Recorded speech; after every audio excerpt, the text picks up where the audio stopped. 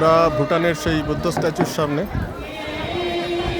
শুরু হয়ে গেছে ভুটানিদের রিচুয়াল পূজা, যেটা 3-4 দিন আগে যখন আমরা এসেছিলাম তখনও চালু ছিল না।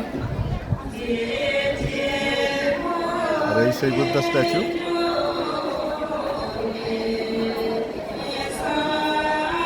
একশো 70 ফুট হাইট আর নিচের 30 ফুট ধরলে 200 ফুট। আজ প্রখর সূর্যালোক।